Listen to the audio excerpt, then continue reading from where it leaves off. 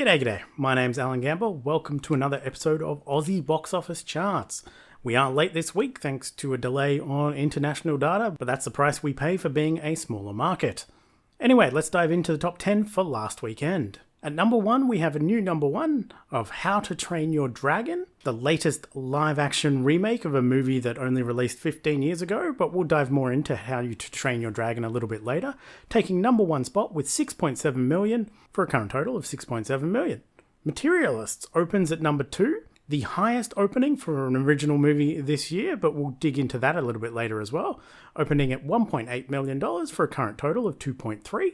Lilo and Stitch gets moved down to number 3 with $1.7 million after 4 weeks of release, dropping 57% for a current total of just over $26 million. Karate Kid Legends moves down to number 4 with another $1.1 million after 2 weeks of release, dropping 62%, which is fairly heavy, for a current total of $5.3 million. And Mission Impossible: The Final Reckoning, spending what will probably be its final week in the top 5, with another $900,000 after 5 weeks of release, dropping another 55% for a current total of just over $21.4 million. Moving on to 6 through 10, Ballerina is down in number 6 after 2 weeks of release, dropping 56% with another $800,000 for a current total of $3.3 million. The Aussie horror Bring Her Back is at number 7 with another $240,000 after 3 weeks of release, dropping another 55% for a current total of just $2.2 million. Dangerous Animals opens at number 8, another new Australian horror filmed on the Gold Coast to be precise, bringing in $216,000 for a current total of just over $240,000. Final Destination Bloodlines down to number 9 with another $150,000 after 5 weeks of release, dropping 68% for a total of just over $7 million. The Fahican Scheme at number 10, bringing in another $148,000 after 3 weeks of release, dropping 42% for a current total of just over $1 million. And moving along, we do have an update to the top 5 openings of 2025.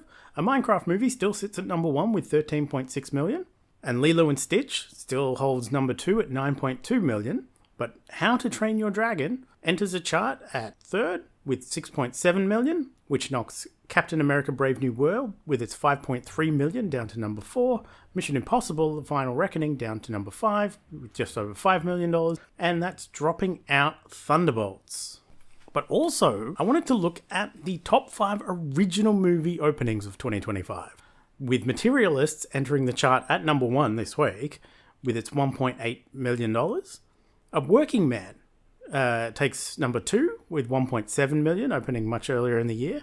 Mikey 17 is 3rd with its $1.6 million.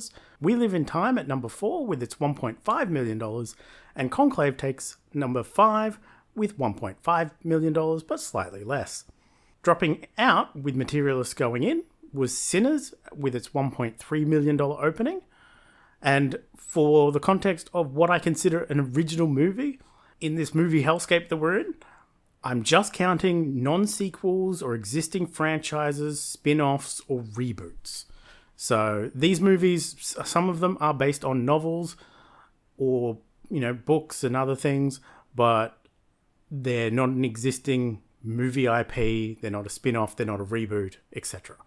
But let's move right along. Taking a look at How to Train Your Dragon as a franchise, these are the opening weekends in Australia for all of the previous entries. How to Train Your Dragon opened to $3.9 million back in 2010. How to Train Your Dragon 2 in 2014 opened to $3.4 million.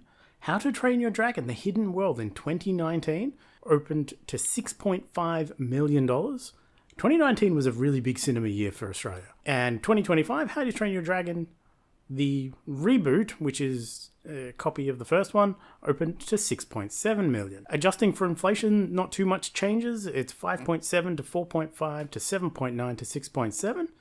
It looks fairly the same. It's a good health franchise. I'm sure the sequel of the reboots, which have already been announced, will make lots of money, much to my dismay. But let's take a look at some of the other franchises and updates with those. First up, an MCU update with Thunderbolts as it finally overtook Captain America Brave New World. Only just. I knew it was going to, but oh boy did it just limp across the finish line. But it did get there. It's not going to pass Eternals. It needs another $1.9 million to get there. It's not going to get there. That's where it's going to be. It is the 6th lowest MCU grossing movie in Australian history. Not great for it because the movie itself was pretty solid. An update for the Disney live action remakes. We have Snow White all the way down the bottom next to Cruella and Maleficent 2 with its $9.15 million. But Lilo and Stitch, on the other hand, is doing quite well. It's currently at $26 million. Should easily catch up to Cinderella. Maybe Mufasa the Lion King. Not sure if it will get to the Jungle Book as it's slowing down and losing it a lot of steam, but it's doing significantly better than Snow White. And lastly, for an update, we look at Mission Impossible. And I said it would get to where it needed to get to pretty comfortably, and it has at $21.4 million right now. It is slightly ahead, around $50,000 higher than Mission Impossible Dead Reckoning Part 1. But $21 million to $21 million, it'll make a little bit more as it trickles out and its legs out, but making more than Fallout, Rogue Nation, Ghost Protocol, Mission Impossible 3, and the original. So it's doing quite well and well within expectations, but as you can see, it's low 20s and we've got Lilo and Stitch at 26. So it's never been a huge moneymaker, but it's been consistent and solid. Not too many changes on the 2025 top 10 for the Australian box office. A Minecraft movie still at number 1 with $56 million. Lilo and Stitch at number 2 with $26 million. Mission Impossible The Final Reckoning at 21.4. Paddington with Peru at number 4 with 17.7. Bridget Jones' Mad About the Boy at number 5 with 16.5 million. The only changes this week, swapping Thunderbolts and Captain America Brave New World, as Thunderbolts inches over Captain America with 13.9 million versus 13.8 million. Then we have Sinners at 11.2 million. Snow White at number 9 with 9.1 million, and Conclave at number 10 with 8.7 million. I expect How to Train Your Dragon to be on this chart by next week. Upcoming this week, 19th of June, theatrically wide, we have 28 Years Later, the latest legacy sequel, this time for the largely unavailable 28 Days Later franchise. This one directed by Danny Boyle and written by Alex Garland, who I've always thought is a better writer than director. So I'm looking forward to this one. This one is starring Jodie Comer, Aaron Taylor-Johnson, and Ralph Fiennes as all new characters. We also have Elio, the latest Disney Pixar original movie to drop, about a space fanatic who finds himself on a cosmic adventure.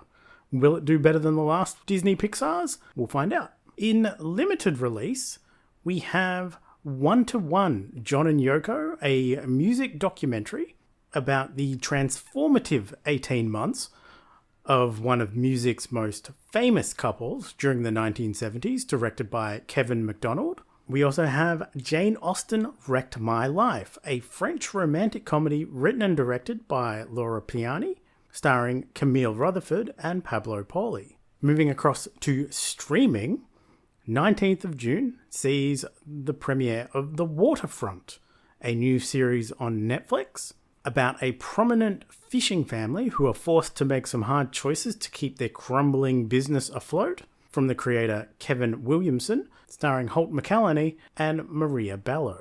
On the 25th of June, we see the pair of both Ironheart, a miniseries on Disney+, the latest MCU series that technically brings an end to the end of Phase 5. This is by creator Chianca Hodge and starring Dominique Thorne and Anthony Ramos. We also have Countdown over on Amazon Prime, a new series, a crime drama from creator Derek Haas, starring Jensen Ackles, Jessica Camacho, and Eric Dane.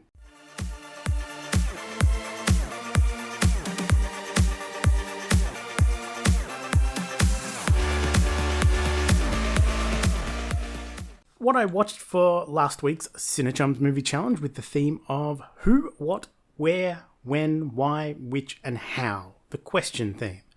Only 3 movies since I ended up watching a heap, like 15 hours of Foundation before season 3 releases in a couple of weeks.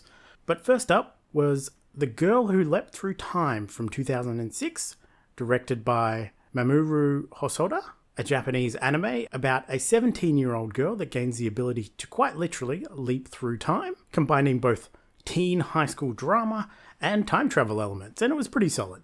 Next was from 2021 with How It Ends, written and directed by Daryl Wine and Zoe Lister-Jones, starring Zoe Lister-Jones and Kaylee Spaney, and like half of Hollywood with many, many faces you will know from other things.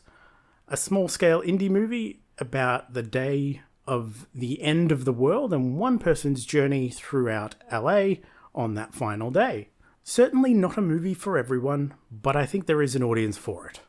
Lastly was How to Change the World from 2014, a documentary about the early days of Greenpeace, directed by Jerry Rothwell. A really interesting tale from small roots to global organisation, telling a story that I really didn't know much about. So it was quite interesting to learn the origins and the first little adventures that put Greenpeace on the map. Looking at this week's challenge is verbal communication, week 25. So we have things with the words talk, speak, listen, said, shout, etc. Say anything, talk to me, or movies that are about dialogue and communication. So we have things like 12 Angry Men, obviously, Cellular, Coda, Speak No Evil, Call Jane, Lock, which is about a phone call, Phone Booth. We've got a lot of examples. Let's take a look at my shortlist. My shortlists include things like Confess Fletch, because confession is talking, Vengeance, about a podcaster, The Vast of Night rewatch, about a radio tower, The Greatest Night in Pop, about a song, The Quiet Girl, In the Heights, Batman Hush, The Voices or Women Talking. So we've got a few, so we'll see how we go. That is it for me this week. I am going to try and catch 28 Years Later this weekend. I may also try and catch The Materialists, but we will see how we go. But that's mostly it for me. Fairly quiet one. We will see how 28 Years goes next week. We will see how Elio, the new Pixar movie, goes next week. That'll be a big one to watch. That Pixar is probably hoping it does significantly better than some of its more recent movies, non-sequel movies. If it doesn't do well, it's going to be a really bad sign for more sequels and spin-offs and reboots and IP franchises. So let's hope it does really, really well. I don't think it will, though. But anyway, that's it for me.